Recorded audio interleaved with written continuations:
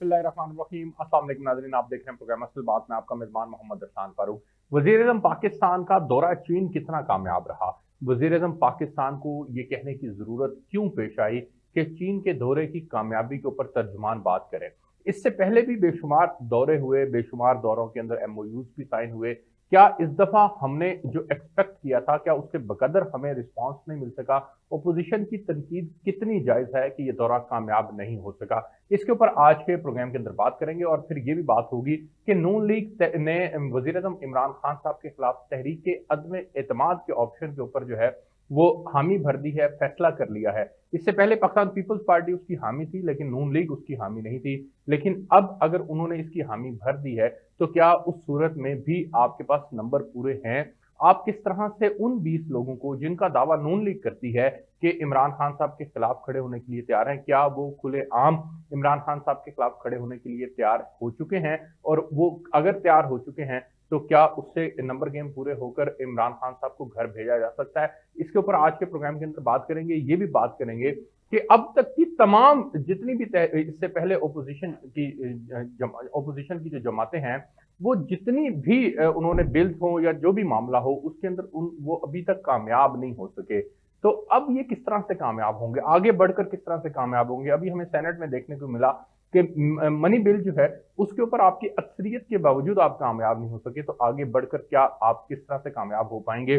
जो इमरान खान साहब के ऊपर शफकत का हाथ जो है वो रहा है, क्या वो अब हाथ उठ चुका है, इसलिए आपको कामयाबी मिलेगी? इसके ऊपर बात करेंगे। मैं बहुत मशहूर हूँ राना मोहम्मद अरशद साहब का, सीनियर रहनुमा पाकिस्तान मुस्लिम लीग नून के। सर बहुत शुक्रिया आपका प्रोग्राम के अंदर ज्वाइन करने के लिए। मुझे स्टूडियोज के अंदर तहरीक इंसाफ की MPA उज़मा कारदार साहिबा ने ज्वाइन किया। उज़मा साहिबा आपका बहुत शुक्रिया प्रोग्राम के अंदर ज्वाइन करने के लिए। मुझे टेलीफोनिक लाइन पर ज्वाइन किया है नदीम अस्कर कायरा साहब ने, आप पाकिस्तान पीपल्स पार्टी के सीनियर रहनुमा। राना साहब, नदीम साहब आपका बहुत शुक्रिया प्रोग्राम के अंदर ज्वाइन करने के लिए। मैं राना साहब आपसे आगाज करना चाहूंगा और आपसे जानना चाहूंगा कि इमरान खान साहब का दौरा चीन आप किस तरह से समझते हैं कि ये एक नाकाम दौरा है? आपके माजी के अंदर जो CPEC से मुतल्लिका जितने भी दौरे हुए हैं उनको उठाकर देखें और इस दौरे को उठाकर देखें तो इसकी अहमियत बहुत ज्यादा है। इस वक्त ये होने जा रहा है कि वहां की इंडस्ट्री पाकिस्तान के अंदर रीलोकेट होगी, और अगर पाकिस्तान के अंदर रीलोकेट होगी तो इट मीन्स यहाँ पर जॉब क्रिएशन होगी, यहाँ पर लोगों को रोजगार मिलेगा, यहाँ पर तिजारत के नए मौके जो हैं वो पैदा होंगे। तो ये दौरा जो है वो अपनी नौयत का अहम दौरा था और इंतहाई कामयाब तरीन दौरा था। जी बिस्मिल्लाहिर्रहमानिर्रहीम। इस्लाम फरूख साहब, मैं आपका शुक्रिया अदा करता हूँ, आपके टीवी चैनल सच टीवी का, आपके चेयरमैन साहब का, आपकी पूरी टीम का, कि आप हमेशा कौमी और इंटरनेशनल इश्यूज पर बात करने का मौका देते हैं।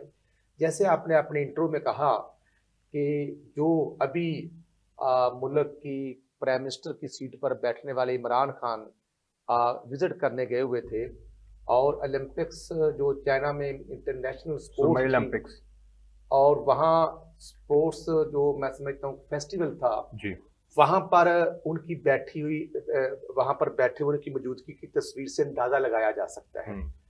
उनका वहाँ पर पहुंचना और वहाँ पर जो उनका इस्तकबाल किया गया उससे अंदाजा लगाया जा सकता है।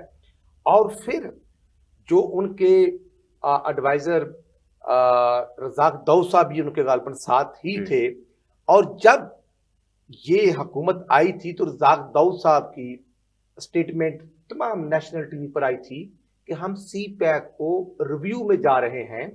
और रिव्यू में जाने का मतलब ये था कि अमेरिका बहादुर को खुश करने के लिए जो CPEC मनसूबों का मैं समझता हूँ स्लो करना और स्पीड कम करके उन मनसूबों को जो विद इन 1 ईयर या 2 ईयर कंप्लीट होने थे वो आज तक मुकम्मल नहीं हुए। मैं समझता हूं कि ये नेग्लिजेंसी है। ये बतौर मिनिस्टर, बतौर प्राइम मिनिस्टर, ये हुकूमत की नाकामी है। पुरानी बात होगी ना राना साहब, नई बात करें। CPEC, लेकिन गुजारिश ये है कि CPEC, ठीक है, CPEC की भी फिर इन्होंने रफ्तार भी तेज की और रफ्तार को मजीद तेज करते हुए रीलोकेट करने जा रही है। चाइना पाकिस्तान के अंदर सिर्फ इंडस्ट्री नहीं लगा रहा, दीगर ममालिक में भी लगा रहा है। तो जब पाकिस्तान के अंदर लगाएगा तो पाकिस्तानियों को कितना फायदा होगा, इस पर बात करें। मैं इस्लाम साहब वही अर्ज कर रहा हूं कि जब 2014 में हमारी हुकूमत थी, अवाम की हुकूमत थी, मियां नवाज साहब प्राइम मिनिस्टर थे, तो चाइनीज प्रेसिडेंट का विजिट था जब धरने हो रहे थे और रेड जोन पर और इस्लामाबाद पर काबज थी ये आज की हुक्मरान पार्टी। और उस वक्त चाइना प्रेसिडेंट का विजिट जो था लेट हुआ, फिर 2015 में अल्हम्दुलिल्लाह हमने किया, और जो 2015-16 में आगाज हुआ, जिसमें आप ये लाहौर से कराची मोटरवे देखिए अल्हम्दुलिल्लाह मुकम्मल हुआ, ये शेखपुर में बिक्की पावर स्टेशन मुकम्मल हुआ, ये कसूर हेड बल्लो की मुकम्मल हुआ, हवेलियां बहादुर शाह मुकम्मल हुआ, साहिवाल मुकम्मल हुआ, 12,000 मेगावाट बिजली पैदा हुई। लाहौर से सियालकोट मोटरवे बनता है, लाहौर से सखर मोटरवे बनता है, अल्हम्दुलिल्लाह हमने मनसूबे मुकम्मल किए। लेकिन आज 4.25 साल इन्होंने जाया किए हैं। वो असासे जो पाकिस्तान के कीमती असासे अल्हम्दुलिल्लाह आज डबल ट्रिपल होने थे, वो अभी तक शुरू नहीं किए गए। इसलिए आपके सीपैक में और इनके सीपैक में फर्क है। मैं समझता हूँ फर्क ये है कि आपने कर्जे लिए, कर्जे लेके यहाँ पे इन्वेस्टमेंट करवाई, सुने, और उस पैसे को लगाया।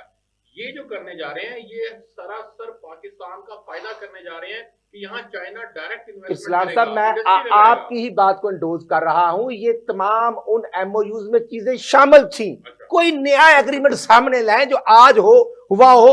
जो हमारे एग्रीमेंट थे उनको रोक दिया गया, और आज खालिद मंसूर जो चेयरमैन सीपैक है, उनसे पूछ लें, उनका पॉइंट ऑफ व्यू आप देख लें। वो कहते हैं कि जो मियां नवाशी साहब ने मंसूबे बनाए थे वो फिजिबल थे, इन्होंने सीपैक अथॉरिटी बना के और अथॉरिटी बनाने के बाद उसको रोका गया। इसलिए इससे बड़ी और क्या मैं कहना चाहता हूं, मैं समझता हूं ये नाकाम दौरा था, ये नाकाम दौरा था, और आवाम को मायूसी हुई। वो 42 अरब डॉलर के जो मंसूबे थे, जो बाद में 62 अरब डॉलर तक पहुंच चुके थे, जो एमओयू थे, नाकाम कैसे ये नाकाम ऐसे है। क्या चीनी सदर नहीं मिले, क्या चीनी वज़ीर-ए-आज़म नहीं मिले? जो मैं समझता हूं कि सारी चीजें तो आपने तस्वीरें देखी हैं। अच्छा, जो स्पोर्ट्स कॉम्प्लेक्स में बैठकर देखा जा रहा था, फिर जो वो पर्चा एक पढ़ा जा रहा था, ताने देने वाले कि जनाब पर्चियां लेकर जाते हैं, तो आज पर्चे पढ़े जा रहे थे। ये नाकाम तरीन दौरा था, ये हुकूमत का फेलियर है। और आप देखें कि ये चाइना के दौरे के साथ ही कह दिया गया कि हाँ हम रोड्स पे आएंगे, कंटेनर से उतरे नहीं 4.25 साल। नाकामी को छिपाने के लिए रोड पे आ रहे हैं। जब हम महंगाई मार्च देखिए, अवामी राब्ता मुहिम है, उसके ऊपर बात करते हैं। जाहिर है बलदियाती इंतखाबात में उन्होंने जाना है, पंजाब के अंदर भी बलदियाती इंतखाबात होने जा रहे हैं, तो उनका हक है अवामी राब्ता मुहिम करने का। उस्मा कारदार साहिबा, नाकाम दौरा था चीन ने से जो आप लोगों ने तवक्का की हुई थी कि जनाब आपको 3 अरब डॉलर मिलेंगे, इसके अलावा दीगर सेक्टर्स के अंदर जो इन्वेस्टमेंट प्लान थी, शेड्यूल्ड इन्वेस्टमेंट थी, वो भी आप लोग ना ला सके, उसकी अनाउंसमेंट ना हो सकी। सिर्फ इलामिया अगर हम पढ़ के देखें तो इलामिया के अंदर सिर्फ इतना मिलता है कि जनाब फलां शोबे के अंदर भी काम होगा, फलां में भी होगा, फलां में भी होगा। कंक्रीट किस्म के कोई हमें फिगर्स नहीं मिलते कि जी इन शोबों में इतनी इन्वेस्टमेंट जो है वो अब होगी। जी बहुत शुक्रिया सलान, आपने मुझे इन्वाइट किया। इन बेचारों को तो बहुत सदमा है कि क्यों इतने कामयाब दौरे प्राइम मिनिस्टर इमरान खान कर रहे हैं। इनको खुश होना चाहिए। देखें, वो सिर्फ हमारे या पीटीआई के प्राइम मिनिस्टर नहीं है, वो एक पूरे मुल्क को रिप्रेजेंट कर रहे हैं, और अगर मुल्क का फायदा होता है तो फिर सारों को इसमें बेहतरी की दुआ करनी चाहिए और खुश होना चाहिए। पॉइंट स्कोरिंग जो है ना और चीज़ों में बंदा कर सकता है। 2-4 इन्होंने तस्वीरें जो हैं वो बस सोशल मीडिया पे, वो भी ऐसी इन्होंने, वो जिसे कहते हैं ना मजाका खेज किस्म की इन्होंने कहानियां। एक नूर खान बेस पे नवाज शरीफ के साथ तस्वीर थी चाइनीज प्रीमियर की, वो दिखाया कि जी देखें जी चाइनीज प्रीमियर ने, वज़ीर आज़म ने इस्तकबाल कर रहा है, और प्राइम मिनिस्टर इमरान खान, वो थी नूर खान की, और उसको मतलब गलत एक किस्म से झूठ पे मबनी बना के चीनी सफीर इस्तकबाल कर रहे हैं, उसकी भी वो पिक्चर है। लेकिन खैर छोड़े, मकसद है कि ये इनको हजम नहीं होता ना कि भाई। मेरा आपसे सवाल है, लेकिन इलामिया देखें तो इलामिया में क्या लिखा है? सीपैक को तमाम खतरात से महफूज रखेंगे। नंबर 1 सेहत, तजारत, ग्रीन और डिजिटल कॉरिडोर के इजरा पर इत्तफाक किया। दफा दहशतगर्दी पर काबू पाने, तजारत, इंफ्रास्ट्रक्चर, सनत, ज़राअत और साइंसी ताउन को फरोग देंगे। अब ये चीजें जो आप लोग एक्सपेक्ट कर रहे थे कि जनाब इन्वेस्टमेंट बाकायदा जो है वो एग्रीमेंट्स होंगे, नए सिरे से एग्रीमेंट्स होंगे, एमओयू साइन किए जाएंगे, और पाकिस्तान के अंदर जो है वो इंडस्ट्री जो रीएलोकेट होनी है, ठीक है, उसके ऊपर काम तेज करने की जो है वो जरूरत भी है, और अनाउंसमेंट्स भी होंगी, तो हमें ये कुछ नहीं मिल सका। देखें, नंबर 1 तो आप प्लीज ये ध्यान में रखें कि वो हम कोई वहां पे भीख मांगने नहीं गए थे, हम कोई वहां से लोन लेने पहले अनाउंस किया, आपके उज़रा ने अनाउंस किया कि जी हम पैसे लेने जा रहे हैं 3 अरब डॉलर। नहीं, वो उस तरह से बिल्कुल वो बात नहीं है। ये हम लोग गए थे अपनी इन्वेस्टमेंट, जो फॉरेन इन्वेस्टमेंट है उसको यहाँ पे लाने के लिए काविश थी। 20 मीटिंग्स थी जो कि प्राइम मिनिस्टर ने खुद शेयर की वहां पे। वो किनके साथ थी? वो सारे अच्छा, जो हमारे चीन के अंदर जाके वर्चुअल मीटिंग्स करना चीनियों के साथ समझ से बाला तर है। देखिए वो सिक्योरिटी के इश्यूज भी तो होते हैं ना तो वहाँ पे, क्या पता नहीं, क्या पता उनके मुख्तलिफ एरियाज में, मुख्तलिफ प्रोविंसेस में हों, वहाँ पे हमारे कुछ लोग यहाँ से साथ गए थे, उनकी भी शिरकत थी, तो कोई बात नहीं। मैं आपके प्रोग्राम से पहले खुद एक वर्चुअल मीटिंग करके आई हूँ। आजकल के कोरोना के जमाने में वर्चुअल मीटिंग जो है वो that is the norm, pure meeting, that is the norm. वो बल्कि ज्यादा है बनिस्बत फिजिकल मीटिंग्स के। कोरोना का आपको पता ही है कि क्या एसओपीज होते हैं। तो देखें, वो जो भी प्रॉब्लम्स हमारे चाइनीज इन्वेस्टर्स को यहाँ पाकिस्तान में फेस करने पड़ते हैं, वो सारे डिस्कस हुए। और फिर प्राइम मिनिस्टर ने उनको कहा कि जी आपको जो वन विंडो ऑपरेशन है, ताकि आपको जो डिफरेंट कंप्लायंसेस के लिए आपको मुख्तलिफ डिपार्टमेंट्स के पास जाना पड़ता है एनओसीज के लिए और इजाजतनामों के लिए, उस सबको खत्म करके एक आप कंप्लायंस लेटर हमें दे देंगे जिसमें हर चीज कवर हो जाएगी। तो वन विंडो ऑपरेशन की दोबारा उनको एक सहूलत जो है वो उसकी गारंटी दी गई है। मुझे एक ब्रेक पे जाना है, मैं ब्रेक से वापस आता हूं तो फिर नदीम असर कायरा साहब से बात करेंगे, मेरे साथ रहेगा। जी वेलकम बैक नाज़रीन। नदीम असर कायरा साहब बहुत शुक्रिया। सर मुझे ये बताइएगा, ब्रेक से पहले मैं बात कर रहा था कि वज़ीर-ए-आज़म पाकिस्तान ने कामयाब दौरा चीन किया है कि नहीं। तहरीक इंसाफ के लोगों को ये कहने की जरूरत बार बार पेश आ रही है कि ये इंतहाई कामयाब दौरा था, नून लीग इसको नाकाम दौरा समझती है। पाकिस्तान पीपल्स पार्टी इस दौरे के मुतालिक क्या राय रखती है सर? पहली बात यह है कि जब आपके घर के लोग जो हैं इस चीज की यकीन दहानी कराने पर मजबूर हो जाएं कि जी दौरा बड़ा कामयाब रहा है, देखें जो चीज लोगों को इंटरनेशनल मीडिया पर नजर आएगी या लोकल मीडिया पर जो प्राइवेट चैनल्स हैं उन पर नजर आएगी, पीटीवी की मैं बात नहीं कर रहा, उस पर अगर नजर आएगी तो लोगों को खुद ब खुद पता चल जाएगा कि ये दौरा कामयाब है या कि नाकाम है। जब आपकी तस्वीरें जो हैं वो स्टेडियम के अंदर बैठे हुए साइड पे आएंगी तो लोगों को, तो एक आम आदमी जो है उसको ये देखकर महसूस होगा कि हमारे वजीर-ए-आज़म साहब की क्या हैसियत है कि कहाँ पर बैठे हुए हैं। और इसी तरह जब उनको एयरपोर्ट पर जो लोग रिसीव करते हैं, देखें पाकिस्तान का एक इम्पोर्टेंट रोल है इस खित्ते में, इससे कोई भी आप डिनाई नहीं कर सकती। पूरी दुनिया जब भी कोई फैसले होते हैं, पाकिस्तान की तमाम अदारों को, जो हमारे फौज है उसको, पाकिस्तान की सियासी जो रहनुमा है उनको एक पेज पर लेकर आकर तब फैसले होते हैं। और जब उस मुल्क का वजीर आजम चाइना जा रहा हो, जो कि चाइना और हम एक ऐसी हमारा रिश्ता है, उसमें जब वहां पर पहुंचे और प्राइम मिनिस्टर का जो इस्तकबाल है उससे जब कौम ने अंदाजा लगाना है ना। सर गुजारिश है, एक सवाल आपसे मैं करना चाहूंगा कि इस शेख रशीद साहब कहते हैं कि इस मुल्क को ओपोजिशन ने, नून लीग और पीपल्स पार्टी ने इस मुल्क को खोखला किया है। अब इमरान खान साहब का भी मौक़िफ़ हमेशा से ये रहा है कि इस मुल्क को कर्जों की दलदल के अंदर आप दोनों जमातों ने धंसाया है। जब एक वजीर आजम पाकिस्तान दूसरे मुल्क में जाकर अपने मुल्क के लिए कर्ज लेने की बात करता है तो उसी वक्त उसका सर शर्म से झुक जाता है। तो सर इस मुल्क को इस नौबत तक, इस नहज तक तो आपने पहुंचाया सर, तो फिर क्यों ना उनको शर्मिंदगी हो? पहली बात यह है उस्मान साहब कि इस मुल्क को सिर्फ सियासतदानों नहीं पहुंचाया। आप अगर अपनी हिस्ट्री देखें, बोगरा से ले लें, ख्वाजा नाज़मुद्दीन से ले लें, आप उसको सिकंदर मिर्जा से ले लें, फिर 58 में मार्शल लॉ को ले लें, फिर याह्या खान को देख लें, फिर ज़ियाउल हक को देख लें, फिर मुशर्रफ को देख लें, तो एक आप अकेले किसी सियासी जमातों को नहीं ये इल्जाम दे सकते सर। फिर आप इन तमाम दो अहम जमातें जब सबसे ज्यादा कर्ज लिया गया 2006 के अंदर, 7 के अंदर 6000 अरब डॉलर है और फिर बढ़कर अब आज 44,000 अरब रुपए तक बात चली जाती है। तो इसका क्या मतलब है? 32 अरब से 44 अरब तक गया है, तो वो क्यों चला गया एक ईमानदार गवर्नमेंट के होते हुए? फिर पहली बात यह है कि ये दोनों जमातों ने तो नहीं लिया कर्जा। पहली बात यह कि कर्जा तो आपका 1947 से जब आपने मुआहदे किए हैं अमेरिका के साथ, सीटों का मुआहदा किया है, सेंटों का मुआहदा किया है, उसमें तो आपने कर्जे ही लिए थे ना। क्या लिया था आप लोगों ने? हेलो जी, आपकी आवाज आ रही है सर, आप अपना आर्गुमेंट कंप्लीट करें। तो पहली बात यह है कि आपने तो कर्जों की बुनियाद ही हम उस वक्त रखी थी, उस वक्त तो सियासतदान नहीं थे। ठीक है ना सर, फिर इस बात को ऑन करें ना कि इमरान खान अकेले जिम्मेदार नहीं है। नहीं, इमरान खान साहब अगर बाहर जाते हैं, इमरान मेरी खान बात- साहब अगर इस मुल्क की बेहतरी के लिए IMF के पास जाते हैं, कर इस मुल्क की मईशत को नहीं, को उन्होंने बेहतर कहा करने था के लिए मैं अगर वो कर्ज खुदकशी लेते करूंगा। हैं तो फिर ठीक है, अरसलान- क्योंकि माजी के अरसलान- हुक्मरानों ने गलत किया तो वो उन मजबूरी है उनकी काम को ठीक करना। मेरे भाई, उन्होंने कहा था कि मैं खुदकशी कर लूंगा, IMF के पास नहीं जाऊंगा। देखें, पहली बात यह है कि आप जब बरसरे इक़्तिदार आ रहे थे तो आपने ये तमाम दावे किए थे कि मैं इतने दिनों में करप्शन खत्म करूंगा, मैं इतने दिनों में इस मुल्क को ठीक करूंगा। ऊपर से करप्शन खत्म हो तो नीचे से सारी करप्शन खत्म हो जाती है। तो फिर क्यों स्कैंडल आए हैं दवाइयों के, ठीक हो गया। क्यों आए हैं मालूम जब्बार? आप मेरे साथ ही रहे, मुझे आगे बढ़ने दें, आप मेरे साथ ही रहे, फिर मैं वापस आता हूं आपके पास और अदम एतमाद के ऑप्शन के ऊपर भी बात करनी है। राना साहब, नून लीग ने अदम एतमाद के ऑप्शन के ऊपर रजामंदी जाहिर कर दी है। 3.5 साल, तकरीबन 4 साल मुकम्मल होने के बाद अब जाकर आपको समझ आई है कि नहीं, रजामंदी जाहिर कर देनी चाहिए, अदम एतमाद के ऑप्शन को जो है अवेल कर लेना चाहिए।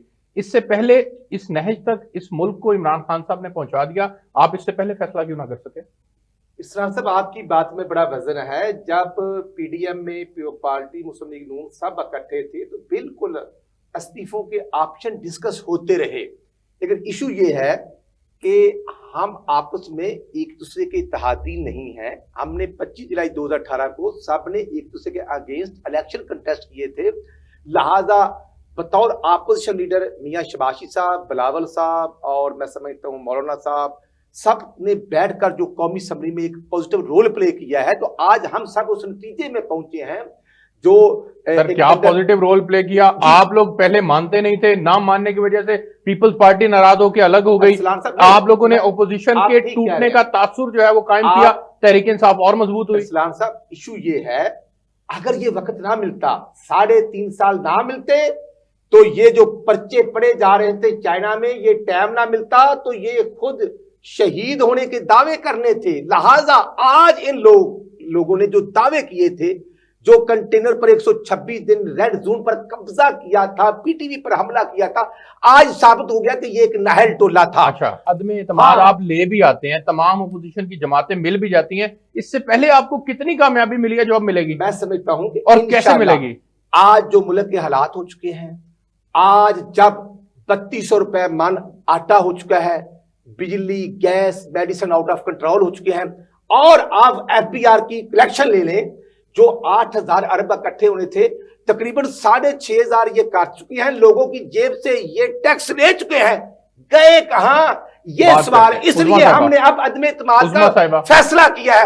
आज हमारी CC की फैसला हो गया, मुझे कोई एहतजाज भी होगा, अदम एतमाद भी करेंगे, ये साथ चीजें चलेंगी। उज़मा साहिबा, मुझे बिल्कुल यकीन नहीं है कि ये अदम एतमाद में कामयाब हो पाएंगे, क्योंकि 3.5 साल तक तो ये आपके खिलाफ कुछ भी लाने में कामयाब नहीं हो सके, नाकाम ही हुए हैं। ये बिखरी टूटी अपोजिशन है, ये आप लोगों के लिए खतरा नहीं है। लेकिन अगर इत्तेहादी भी साथ मिल जाते हैं, जिस तरह से हल्की हल्की आवाजें उठना शुरू हो चुकी हैं कि जी इमरान खान साहब जो हैं वो महंगाई कंट्रोल नहीं कर सके, डिलीवर नहीं कर सके, और इमरान खान साहब को जो है वो अब चीजें अपनी दुरुस्त करने की जरूरत है, तो अगर वो भी मिल जाते हैं और अपोजिशन मिलकर ये अदम एतमाद के ऑप्शन के ऊपर आ जाते हैं और ये कामयाब हो जाती है, तो तहरीक इंसाफ जो है वो उसकी सियासत कहां खड़ी होगी? ये तो हजम इनको होते नहीं ना प्राइम मिनिस्टर, ठीक है।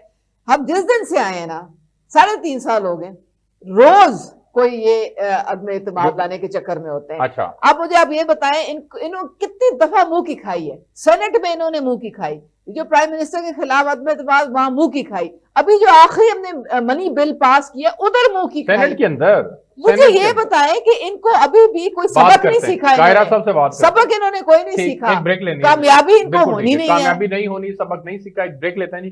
ब्रेक से वापस आते हैं तो नदीम असगर कायरा साहब से बात करेंगे कि सेनेट के अंदर मनी बिल के ऊपर आपकी अपनी मेजोरिटी थी और आप नाकाम हो गए, फिर कैसे ये अदम एतमाद कामयाब हो पाएगी, इसके लिए क्या प्रैक्टिकल ऑप्शन जो हैं वो आप अवेल करने जा रहे हैं? ब्रेक लेते हैं मेरे साथ पे जी। वेलकम बैक नाज़रीन। नदीम असगर कायरा साहब, सर, इससे पहले आप लोगों ने मनी बिल हो या दीगर बिल्स हो, हुकूमत की जानिब से आपको किसी महाज के ऊपर भी कामयाबी नहीं मिली सवाई यूसुफ रजा गिलानी साहब की नशिस्त के।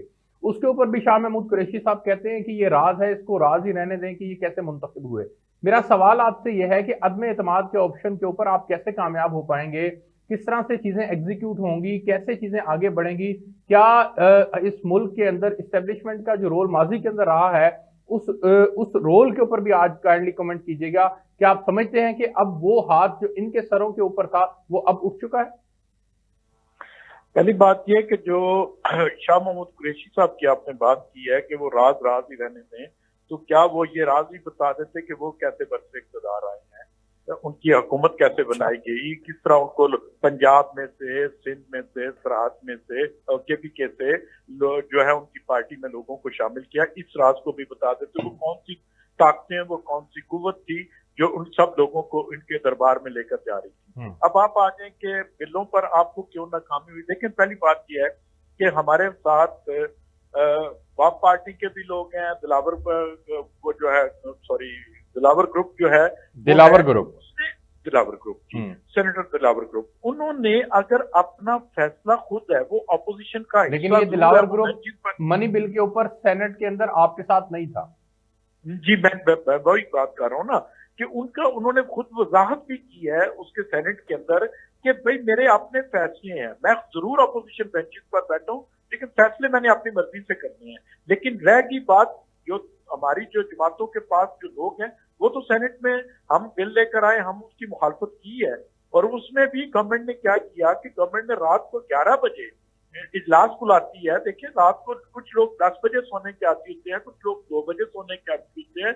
इस तरह अगर उन्होंने चालाकियां और होशियारियों से बिल पास किया तो उसके ऊपर तो मैं कोई नहीं कह सकता। लेकिन दूसरा आपने कहा कि अदम एतमाद कामयाब होगी कि नहीं। देखें, इससे अच्छा मौका अभी मैं देख रहा था कि बुज़िंजो साहब जैसे वो चीफ मिनिस्टर भी, गवर्नमेंट ऑफ प्राइम मिनिस्टर से मिनिस्ट्रियां भी मांग रहे हैं, ओहदे भी मांग रहे हैं। इसका मतलब है कि दाल में कुछ काला है। राणा साहब, कैसे बात आगे बढ़ेगी सर? नंबर गेम की बात है, क्या एस्टेब्लिशमेंट का हाथ उठ गया? अब आप मुतमईन है कि अब वो हाथ आपके सरों पे आ गया? मैं नहीं, अच्छा। हाथ की जरूरत नहीं। अच्छा, हमारे सर पर हाथ की जरूरत नहीं। मैं समझता हूं कि 1973 के आइन की मौजूदगी में तमाम अदारे अपना अपना रोल प्ले करते हैं, लेकिन अब तमाम अदारों ने महसूस किया है ये महंगाई, ये बेरोजगारी, ये लाकानूनियत। मैं नूशकी और पंजगोर में जो 7 शोहदा अफवाज पाकिस्तान के बेटे शहीद हुए हैं, जिनमें एक मेरे हल्का चक 19 ननकाने का बेटा शहीद हुआ है, मैं समझता हूं कि उन्होंने जान दे दी, लेकिन वहां लाकानूनियत, वहां की सूबाई गवर्नमेंट, वहां की फेडरल गवर्नमेंट, वहां का मिनिस्टर डिफेंस को है जमीन पर नॉट एट ऑल, उनका वजूद ही नहीं। और जो कल 5 शहीद हुए हैं अफगानिस्तान में, ये नाकाम हुक्मरान कहते थे कि अफगानिस्तान के हुक्मरानों ने हमें कमिटमेंट दे दिए कि उनकी सरजमीन इस्तेमाल नहीं होगी पाकिस्तान के खिलाफ। तो मेरे अफवाज पाकिस्तान के 5 बेटे कल शहीद हुए। किसकी नेग्लिजेंसी है? इस हुकूमत की नाकामी है। अब आगे और अदमी हम कोई दो राय नहीं है कि पाक फौज के जवान जो हैं वो शहीद हो रहे हैं, वो कुर्बानियां दे रहे हैं, और आप पॉलिटिशियंस जो हैं वो उनको हर बात मामले के अंदर घसीट के ले आते हैं। आप हर मामले के अंदर उनको मुर्दे इल्जाम ठहराते हैं। हम समझते हैं कि अफवाज पाकिस्तान के बेटे जो बंदूक पकड़कर सरहदों की हिफाजत करते हैं, वो हमारे माथे का जुमर है। यही बात पीडीएम के जलसों के अंदर नाम लेकर इसलिए मैं कहना चाहता हूं कि इशू ये है कि आज अदम एतमाद हम इसलिए ला रहे हैं 156 के करीब। अच्छा, वो 20 लोग ओपनली क्रिटिसाइज करेंगे इमरान खान साहब को, वोट देंगे? मुझे 156 के करीब एमएलए अपोजिशन के है, और इतने ही गवर्नमेंट के है, पीटीए के जो इत्तेहादी है, जस्ट लाइक काफली और एमकेएम और मैं समझता जीडीए, ये जो इत्तेहाद हैं, अब इत्तेहादियों ने फैसला कर लिया है, वो सोचने पर मजबूर हो गया है कि हम इनकी नालायकियों का हिस्सा नहीं बनेंगे। इसलिए हमने फैसला किया है कि अब हम अदम एतमाद, ये अच्छा कहां से होगा? इमरान खान साहब को पहले भेजेंगे घर या बुज़दार साहब को? नहीं, मैं समझता हूं कि कौमी असम्बली और सेनेट को हम देखेंगे। अच्छा, स्पीकर नेशनल असेंबली को हम देखेंगे कि वो उसकी भी नेग्लिजेंसी है। वो कैसा कस्टोडियन है कि जो 3 दर्जन बुलडोज करके, तो बुज़दार साहब ने कुछ नहीं किया। मैं समझता हूं कि वो तो एक बिठा हमारा पुराना टिकट होल्डर था, उसको बिठा दिया गया, उसको नौकरी दे दी गया, बिठाने वाले का कसूर है। इसलिए अदम एतमाद भी करेंगे और 23 मार्च का महंगाई मार्च भी होगा, दोनों साथ साथ। समझ नहीं आ रही, अदम एतमाद होता है, कामयाब हो जाता है, खान साहब घर चले जाते हैं, तो फिर मार्च की क्या जरूरत है? फिर किसके खिलाफ मार्च करेंगे? ये दोनों तहरीकें साथ साथ चलेगी। अगर अदम एतमाद कामयाब हो जाता है तो फिर हम सब मिलकर अदारों की क्रेडिबिलिटी को और पाकिस्तान की आवाम को रिलीफ देने के लिए सब अपना रोल प्ले करेंगे। उस्मा साहिबा, ये तो बात खत्म हो गई। मार्च के अंदर जो है वो हुकूमत घर जा रही है, नई हुकूमत बन जाएगी, अवामी हुकूमत होगी जो डिलीवर करेगी। तहरीक इंसाफ अपना बोरिया बिस्तर गोल समझे? इनका हिसाब किताब इतना कमजोर है कि इनको दोबारा स्कूल पे भेजे, कोई ये प्लस माइनस करना सीखें कि वो नंबर गेम जिसकी बात कर, इनके पास मतलब है कि ये ढकोसला करना बंद कर देना। इतनी दफा तो ये शिकस्त फाश का सामना कर चुके हैं। अब कह रहे हैं जी इत्तेहादी हमारे साथ खड़े हैं। हमारे क्यू लीग है, चौधरी साहब हैं, वो बिल्कुल हमारे साथ हैं, उनकी सारी पार्टी हमारे साथ की दावत की हुई थी। नहीं तो वो तो देखे उनकी सेहत के लिए वो पूछने गए हैं और कोई बात नहीं, इट डजंट मैटर। जरदारी साहब ने बहुत हमारा साथ दिया था जब सेनेट की इलेक्शन होनी थी, सवाल ये नहीं है, इतना साथ दिया था कि इलेक्शन के बगैर हमारे सारे सेनेटर्स इलेक्ट हो गए। ये नहीं है कि ओपोजिशन को आप मात दे देंगी, आप इत्तेहादी आपके साथ हैं। सवाल ये है कि आपने डिलीवर किया कि नहीं।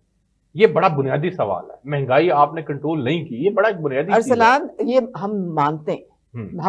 हमारी जो असल चैलेंज और असल ऑपोजिशन है वो महंगाई है। बिल्कुल ठीक है। ये ऑपोजिशन आपकी चैलेंज नहीं है। आप किसान भी रोड पे आ रहे हैं और उसके बाद ताजर भी रोड पर है, जिम्मेदार भी रोड पर है, क्योंकि ये मुल्क खत्म हो गया। और इसकी जिम्मेदार मेहमानों का बहुत शुक्रिया। नाज़रीन, आपने प्रोग्राम देखा। कल आपसे नए प्रोग्राम के साथ मुलाकात होगी, तब तक के लिए इजाजत दीजिए। अल्लाह हाफ़िज़।